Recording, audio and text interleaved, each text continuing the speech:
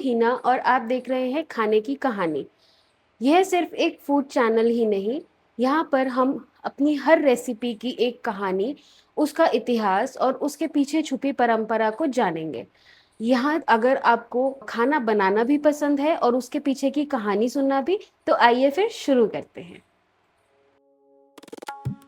कुछ रेसिपीज सिर्फ पेट नहीं भरती, वो यादें बनाती हैं, रिश्तों को और गहरा करती हैं और हर घर में अपनी एक अलग कहानी छोड़ जाती है। आज की कहानी है बिरयानी की।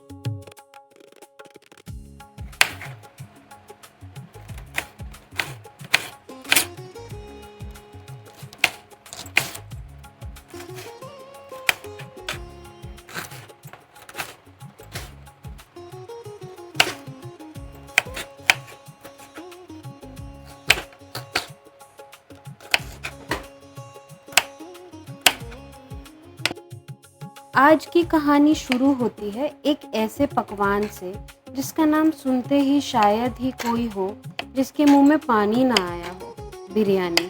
लेकिन क्या आप जानते हैं बिरयानी की असल कहानी क्या है? ये भारत में कैसे आई और किसने इसे पहली बार बनाया? सच कहूँ, इसका एक सीधा जवाब नहीं है। बिरयानी की शुरुआत को लेकर कई कहानियाँ मशहूर हैं और शायद इसी वजह से बिरयानी और भी दिलचस्प बन जाती है। सबसे ज़्यादा माना जाने वाली कहानी हमें ले जाती है पर्शिया, यानी आज के ईरान। पर्शियन भाषा में बिरिंज का मतलब होता है चावल और बिरयान का मतलब होता है भुना हुआ या फिर रोस्ट किया हुआ। माना जाता है कि यहीं से बिरयानी का शब्द जन्मा। जब मुगल भारत आए तो वो अपने साथ अपनी रसोई, अपने बावर्ची और अपनी खास कुकिंग टेक्निक्स भी लाए।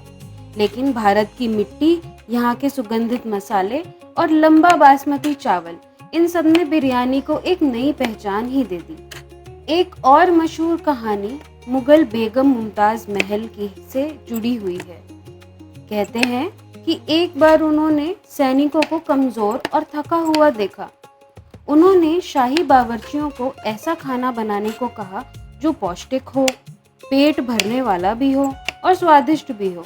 तब चावल, गोश्त और मसालों को एक साथ पकाकर एक ऐसी डिश बनाई गई जिसे बाद में बिरयानी के रूप में पहचाना गया।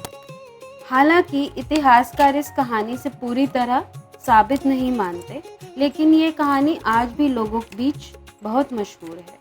फिर शुरू हुआ बिरयानी का असली सफर। हैदराबाद ने दम बिरयानी को अपनी पहचान बना दिया, जहां कच्चे गोश्त और चावल एक दम पर पकाए जाते हैं।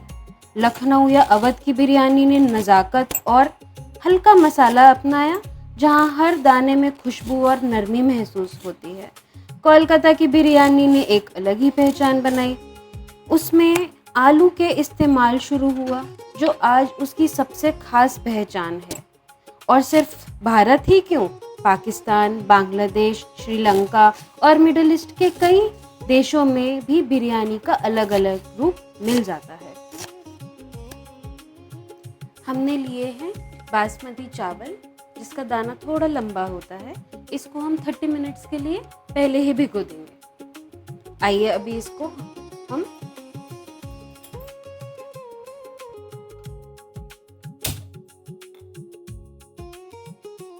सबसे पहले हम देखते हैं हमारी बिरयानी के लिए हमें क्या क्या चाहिए। इसमें थोड़ा सा जीरा, एक तेज पत्ता, कुछ छोटी इलायची, 3 स्टार एनीस, 2 बड़ी इलायची और 3 से 4 लौंग। सब्जी बनाने के लिए कुछ बेसिक से मसाले जैसे कि नमक, लाल मिर्च, हल्दी और हींग। और यहाँ मैंने ले ली काफ़ी सारी चॉप्ड वेजीज। वेजिटेबल में हमने लिया है red bell pepper, yellow bell pepper, mushrooms, zucchini, French beans and some onions. इसके साथ अगर आप चाहें तो आप कोई भी वेजिटेबल ले सकते हैं।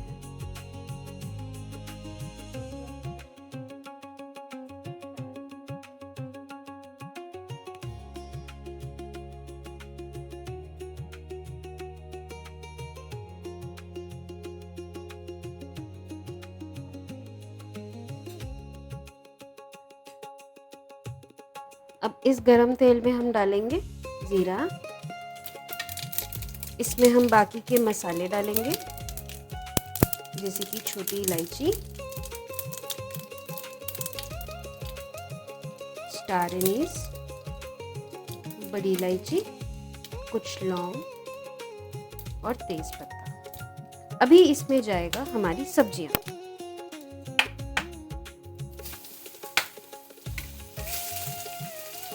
सारी सब्जियों को आप एक साथ भी मिक्स कर सकते हैं।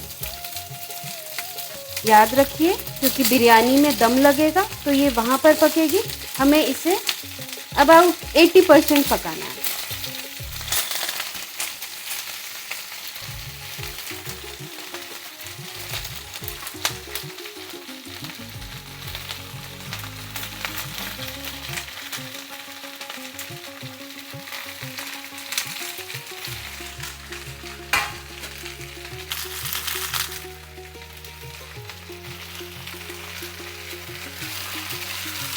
इसे हम थोड़ा थोड़ा पकाएंगे। आज बिरयानी सिर्फ एक रेसिपी नहीं है, यह एक एहसास है, त्योहारों की खुशबू है, शादी की शान है और घर में साथ बिताने वाले कुछ पलों की यादें हैं। और शायद इसीलिए हर बिरयानी की अपनी एक कहानी होती है। तो आज खाने की कहानी में हम बनाएंगे मेरे घर की वेज दम बिरयानी। वेजिटेबल्स थोड़ी सी सॉफ्ट होने पर इसमें हम हमारे सारे मसाले डालेंगे, नमक, हल्दी, मिर्च और थोड़ी सी हींग।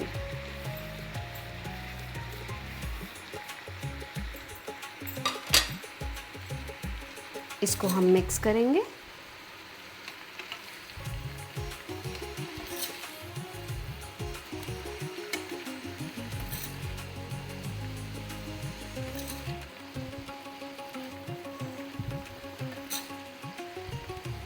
अब एक नज़र हम चावल पे भी डालते हैं, क्योंकि ये भी हमें अराउंड 70 to 80% ही पकाना है।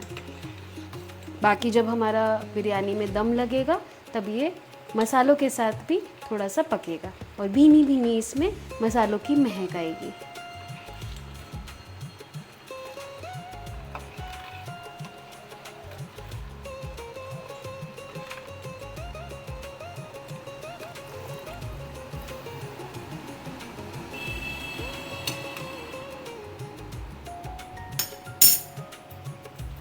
मसाले मिक्स होने पर अब हमें इसे थोड़ी देर ढक के पकाना है।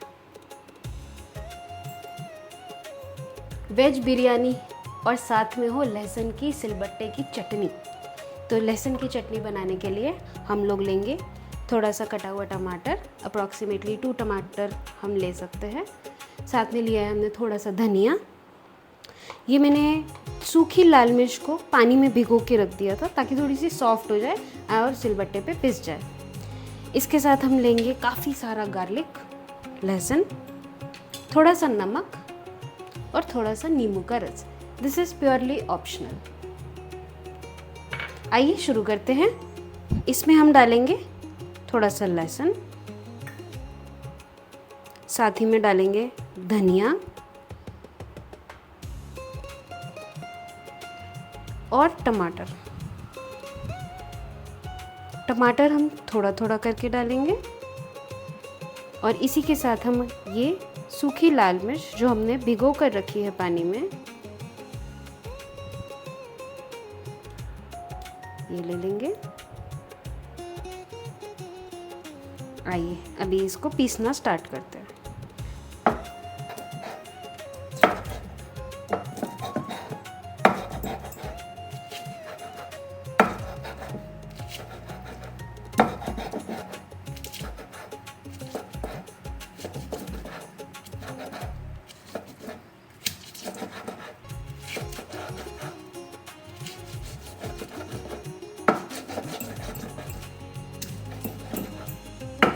एक छोटी सी टिप बताती हूँ, जब भी धनिया की चटनी बनाएं या धनिया को किसी भी यूज़ में लें तो याद रखिए सबसे ज़्यादा स्वाद जो होता है वो उसकी स्टेम में होता है, तो भूल के भी इसे मत फेंकिए।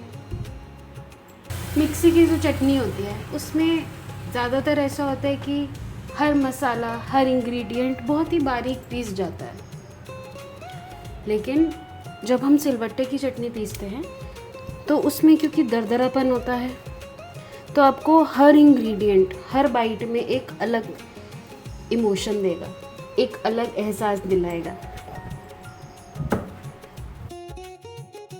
वो कहते हैं ना, सिलबट्टे की चटनी खा के बचपन याद आ जाता है। सब्जी हमारी बनके तैयार हो चुकी है, टमाटर भी सॉफ्ट हो चुके हैं। इसको देते हैं एक क्विक मिक्स।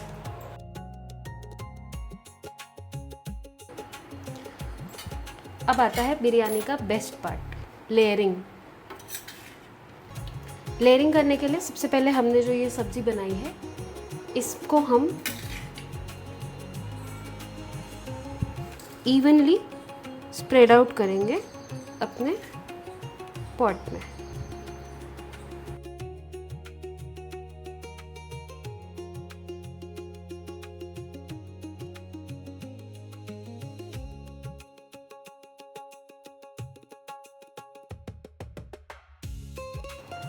इवनली इसको स्प्रेड करेंगे।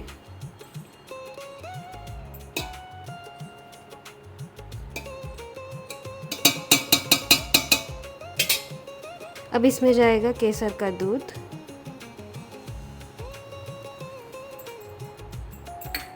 थोड़े से टूटे हुए काजू,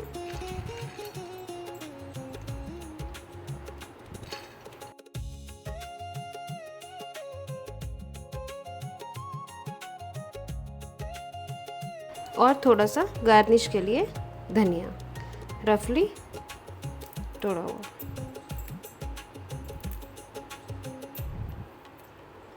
इसमें आप चाहे तो डाल सकते हैं किशमिश, fried onions, but I love it simple. अब लगेगा इसमें दम। इसमें दम लगाने के लिए हम लोग पहले एक इसके ऊपर प्लेट ढकेंगे, और ये मैंने थोड़ा सा आटा गूंद के रखा था। ये आटा हम लोग लेते हैं और हमें ये पूरी तरीके से सील करना है, ताकि इसके अंदर से एयर बिल्कुल भी बाहर ना निकल सके।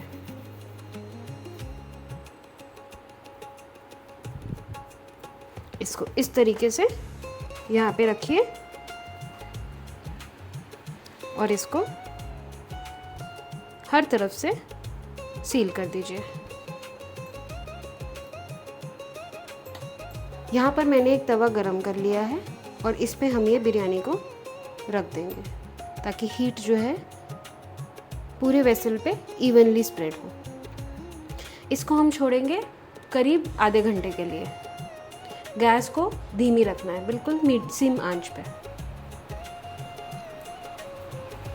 मुझे उम्मीद है आज की खाने की कहानी आपको बहुत पसंद आई होगी, इसलिए चैनल को लाइक, सब्सक्राइब और शेयर ज़रूर कीजिए। अपने दोस्तों और फैमिली के साथ भी शेयर कीजिएगा, और कमेंट्स में ज़रूर बताइए कि अगली खाने की कहानी में आप क्या सुनना पसंद करेंगे। और चलते चलते याद रखिए, हर रेसिपी का एक खास इंग्रेडिएंट होता है प्यार, इसलिए जो भी बनाइए प्यार से बनाइए। मिलते हैं अगली कहानी के साथ। नमस्ते।